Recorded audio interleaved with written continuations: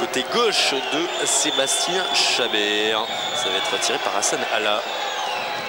Au premier poteau, attention, Sébastien Chabert obligé de s'employer. Est-ce que ça va rentrer? Oui, c'est rentré dans un cafouillage incroyable. Ce but est validé. Ouverture du score pour le Havre. Jean-Luc, si vous savez le nom du buteur, donnez-le-moi. Non, non, j'avoue que je ne sais pas qui a marqué. Je ne sais pas non plus. Je ne saurais pas vous dire si le ballon est rentré. En tous les cas, il semble ne pas y avoir de doute chez l'arbitre assistant ni chez l'arbitre central qui a accordé le but. On va revoir tout ça avec cette caméra derrière le but. Waro dans un premier temps, mais non, c'est pas Waro qui le propulse, c'est ce joueur là qui part sur le côté droit. Il y a Nicolas Gillet qui est dans le coup au départ. Ouais. Sébastien Chabert ne peut pas faire. Alors là franchement, pour vous dire. Pour moi, le but, je vais vous dire, pour qui il est pour Valérie Mézag. Regardez le numéro 4 de Valérie Mézag. Les deux centraux sont montés. Nicolas Gillet est là. Là ça rentre, oui, c'est Valérie Mézag. C'est Valérie Mézag qui a poussé ce but. Sur le coup, ouais.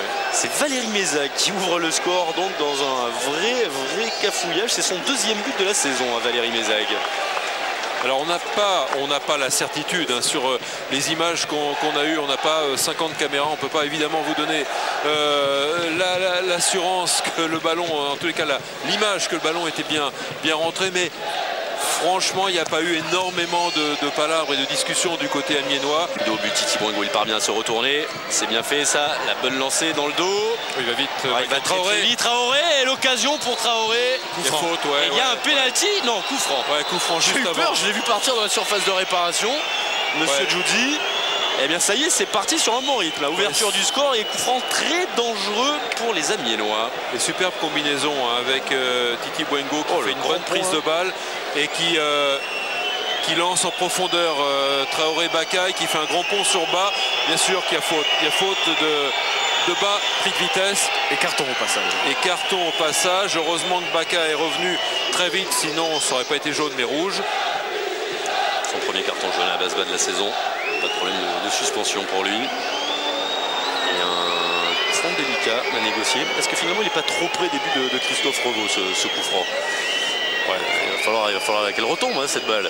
En tous les cas, il sera pour Thibaut Giresse hein, qui avait marqué un coup franc somptueux l'an dernier. Amiens qui était venu s'imposer ici 3-1. Alors d'abord Thibaut Giresse, un super pied gauche, donc il peut très bien la faire passer par-dessus le mur s'il choisit cette option-là. Il peut aussi jouer côté ouvert, côté Christophe Revaux. Là, il peut mettre frapper très fort.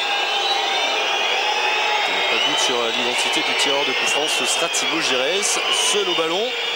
Peut-être son premier but de la saison à Thibaut Giresse. Ils en auraient bien besoin, ses coéquipiers. Tout le monde dans la surface de réparation. Ouais, l'égalisation dans la foulée. C'est signé Thibaut Giresse et c'est magnifique. Voilà. Quand vous me dites c'est pas trop près, effectivement c'est plus difficile de mettre un ballon fort par-dessus le mur qui retombe, parce qu'en général quand on veut mettre de la force, eh bien le ballon monte et voilà, faut s'appeler Juninho, être un joueur exceptionnel avec un toucher de balle d'extraterrestre. Mais Thibaut Giresse, qui est un super pied gauche, aurait pu choisir cette option là et il a choisi plutôt côté ouvert, côté Christophe Revaux, qui va anticiper légèrement. D'abord, dans un premier temps, il va anticiper pour ce ballon par-dessus son mur. Et cette petite anticipation, ce petit pas au départ qui fait côté gauche, laisse un tout petit trou de souris dont profite Thibaut Giresse. Bien joué de la précision et du sang-froid. Est-ce que vous avez vu la joie des Picards sur l'égalisation? Pour faire tout. Hein. Ah oui, c'est pas faux. Soumaré pressé, on y arrive finalement avec le Moirot qui a essayé d'emmener ce ballon de la poitrine. Là, c'est un bon ballon pour lui. Il va se présenter face au but. Et le but de Guillaume Moirot, il s'était trompé 2 fois. La 3e sera la bonne. Le 9e but de cette saison de Guillaume Moirot. Il y est allé tout seul. Ouais, finalement, quand ses copains lui donnent des bons ballons, il est vendange. Et cette fois-ci, il a voulu se rattraper en y allant tout seul. C'est un de ses points forts, ça aussi. Hein. La prise de balle à 30 mètres, l'accélération. Là, c'est très fort. Il fait la différence. Balle au pied. Et la lucidité. Et la précision dans le dernier geste technique, intérieur du pied gauche. Il sait où il est par rapport au but. Cette fois-ci, c'est pas poteau, c'est pas l'extérieur du poteau, c'est à l'intérieur. Et c'est un but tout seul. Ah ouais. Là, Guillaume Moirot, il a fait étalage de sa classe. Et la touche pour la haie. Essayer de jouer dans le dos de Nicolas Gillet. On a trouvé Titi Boingo toujours. Titi Boingo qui va rentrer pour Thibaut Giresse. Et l'égalisation, le doublé pour Thibaut Giresse. On l'avait dit, les Havrais n'avaient pas su se faire, faire la différence, se mettre à l'abri. Thibaut Giresse a exploité ce ballon. Magnifique ballon mis en retrait. Et la frappe, le doublé pour Thibaut Giresse. Ouais, c'est assez étonnant finalement parce que dans cette deuxième mi-temps, c'est vrai que moi je pensais que le résultat était acquis, même si Amiens continuait à essayer. Encore une fois, Boingo fait du gros travail pour permettre à Thibaut Giresse d'hériter d'un bon ballon. Et là, évidemment, il fait jouer la puissance, la précision de son pied gauche. C'est pas sur coup de pied arrêté, mais c'est très près du but.